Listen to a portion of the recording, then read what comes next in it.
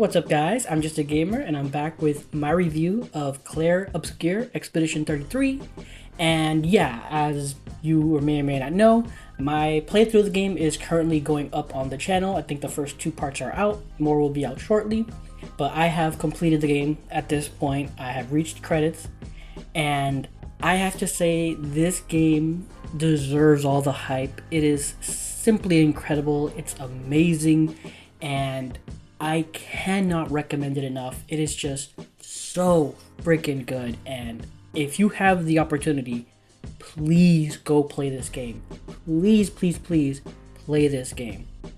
Starting with the game's story, if possible, I recommend going into this game blind, just to get the most out of the story. Just because the game, the game story just immediately hooked me. I mean, I was immediately invested in all the characters and their like motivations and what they're striving for. It immediately grips you, and I even got emotional, man. Like there are some very heavy emotional beats in this game that is just, they rocked me, man. And I was on top of that, like there are just some shocking moments in this game that just left my jaw on the floor. So if possible, I would recommend going to this game blind. And yeah, it is an amazing narrative, and the way everything is woven together is just, it's just so good. It's so extremely good. It's so incredibly good. And yeah, like I was surprised by how invested I was in these characters and their story. So yes, the story in this game is top freaking notch. I would say there's only like one little thing I had an issue with, and I'll get into that later. But overall, again, this game story is just astounding. It's so good, and I highly recommend you go into this game blind. The next thing I want to talk about is the gameplay, because it is damn near perfect. This game features an overworld, so your character will be able to like explore this like kind of open map, and within that map you can like find secrets and items and obviously enemies to fight. And then on the map there's areas you can enter, which are usually like levels or little side areas that you can explore. And these areas, while not massive or open world, they are big enough to allow a little bit of exploration and finding like little items and more weapons and things like that. So that's a nice little thing that I really enjoyed exploring. Like that's one thing I enjoyed about this game a lot. I enjoyed its map and being able to explore it. And at first you're very limited to how you can maneuver around this map or move around the map, but as you progress you're able to get faster means of exploration, and you're able to explore new regions and areas you couldn't explore before. So it's really fun in that regard. But obviously the main focus of this game's gameplay is the combat, and it is so good. It's just,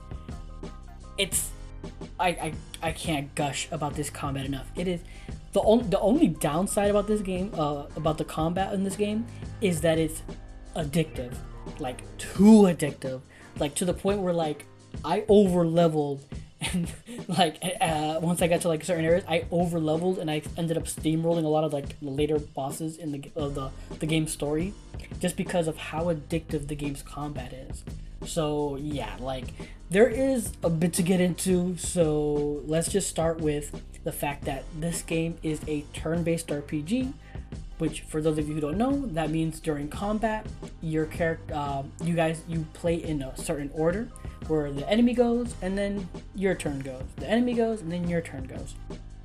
And that may sound boring, but this game elevated to a whole new level by introducing an interactive element to it, or an active time element to it, where during enemy attacks you are able to parry or dodge, and it is supremely satisfying. Now, to parry an enemy attack, the window is a bit tighter, but if you nail the parry, you're able to do massive damage with a counterattack.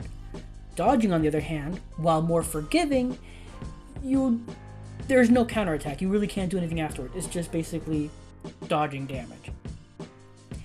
But it doesn't end just there, because during your turn, when you do your own moves, a button prompt will come up, and if you hit it perfectly, you will do extra damage and even extra effects, like all for the ability.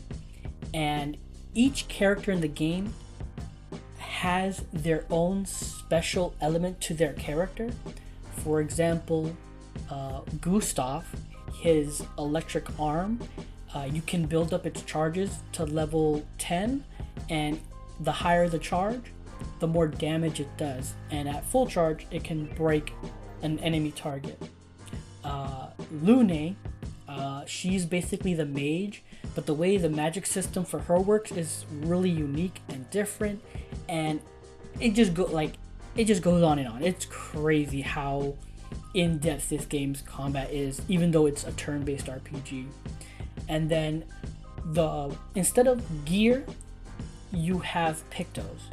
Well, to be fair, forgive me, you do have weapons, and your weapons have different stats, and you can level up these weapons to unlock more stats, but the main crux of your gear is not really gear. It's these things called pictos. Now, pictos have stats and an ability. Now, if you wear a picto long enough, you learn the ability, and if you have enough points, Lumina points, you're able to equip the ability. You won't have the stats, but you'll have the ability. And you find a wide variety of pictos. I mean, they come at you non-stop, and some of the abilities you can get are like game changing and even game breaking at points. But you have to choose between having the picto and having the stats that come with it, or taking off that picto, or equipping the ability and, removing the picto to have a different picto, to get a different picto with better stats on. So yeah, like there's like this whole dynamic with that, and it's like very engrossing, really like fascinating how like you can build your characters in a lot of different ways, and it's super fascinating. But I will say the Picto and Lumina system, where, like I said before, Lumina is what you use to equip the ability once you learn it, it can be a bit cumbersome and unintuitive. Like the menu system for it, like it's just this long list of abilities or Pictos that you have, and like navigating through them to find the Picto you want can be really cumbersome. But once you get it down, it's not that big of a deal. But I will admit that the Picto, like at least the inventory or the equip menu, is a bit lacking. I will say that. I will admit that. But it really doesn't matter, because everything else about the game's combat and just the overall gameplay is, again, just so good and so addictive, and it's just a freaking blast to play. Like, I found myself unable to stop. There are parts where like I was like trying to go to bed, and I was like, no, one more fight. No, just one more fight. No, just one more fight. And it's just so addictive, and it's so good. And again, even if you're not a fan of turn-based RPGs, I highly recommend you give this game's combat a shot. The last thing I want to touch on is the game's performance, where I was playing on my Series X, and I was having there were like a few graphical hitches here and there that were just a bit, noticeable and off-putting at points. But overall, the game is beautiful. It ran smoothly, and I had really no issues, like no crashing, no nothing like that. It was mostly just those few little visual things here and there, and that's the only thing. And again, that's only because I was playing on Xbox. I have no idea if that translates to PlayStation or Steam. Of the few people I've seen playing on Steam, I didn't see the same little graphical hiccups that I saw when I was playing on Xbox. So I don't know. I'm just heads up. But yeah, the game is beautiful, and I have to especially shout out the music in this game.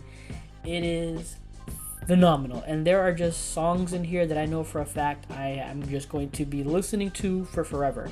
This game needs to win like best audio or best music at the Game Awards or whatever awards. They need to win best music because it's just fantastic.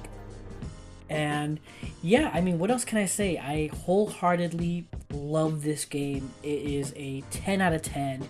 And this next part, I'm going to avoid spoilers, but this is the only nitpick I had, or the one thing I didn't like about this game was the ending. And I don't consider this a spoiler, but if you do, just turn off now or just know that it's no big deal, honestly. But there's multiple endings in this game, and I honestly didn't like any of them, just because I felt story-wise the way the characters were progressing and how we came to know them, or at least how I interpreted them and how I felt I came to know them, it felt like the endings didn't really match. Like for me, it felt like these weird little like swerves, like moral swerves, that were just a little like I'm just gonna leave it at that. I was just not a big fan of like either of the endings. I feel like they were just, you know, I don't want to say too much because I don't want to give anything away, but just know that personally I was not a fan of the endings of this game, just because of how I interpreted the characters. I didn't feel like the decisions made justified their actions. Let's just put it that way. But yeah, regardless, love this game. I still think it's a 10 out of 10. That my whole problem with the ending, that's really just a nitpick.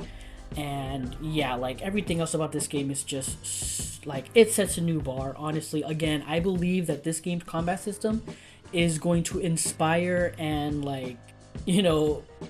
urge people to give turn-based games another look and try to innovate in that direction, because this is on a new level, honestly. And again, there's like a bunch of things that I didn't mention, that I didn't go over, that there's just so much to this game that meets the eye, gameplay wise, and it's so good, it's so amazing. But yeah, I can't keep glazing this game, I can't just keep gushing. Just know that I highly recommend it, and I highly hope you guys give it a shot. But those are my thoughts. That's my review. If you enjoyed this video, please leave a like or comment down below. I'd appreciate any and all feedback. Subscribe. I'm streaming on both Twitch and YouTube because I have not figured out multi-streaming. So if you'd like, you can follow me on Twitch at twitch.tv/JustAGamerInc, all together word, or you can click the link below. And on YouTube, just hit that notification to know when I go live. But what are your guys' thoughts on Clair Obscur Expedition 33? Do you agree? Disagree? Have you played it? Have you not? I mean, what are your thoughts? Let me know in the comments down below, because I can't get enough of this game. I've beaten the game, but I'm going back and doing a bunch of the extra stuff that's around, and because the combat is just so addictive. And I also am curious to know, what were your guys' thoughts with the endings? No spoilers, but just let me know if you enjoyed them or if you felt a certain way. Let me know in the comments down below. I would love to hear from you guys. I would love to learn what you guys think. And again, my playthrough of the game is going up. The first 2 parts are out now, and the next few parts are coming up as the weeks go on, just because they're long. This is like a long play. I did very small edits just because it was gonna be just too much trouble if I tried to edit it like I usually do. So please know that going forward. But yeah, the rest of my playthrough should be going up as the weeks go by, because yeah, it's gonna be a while. But again, thank you for watching. I truly appreciate it. And until next time, take care and have a good game.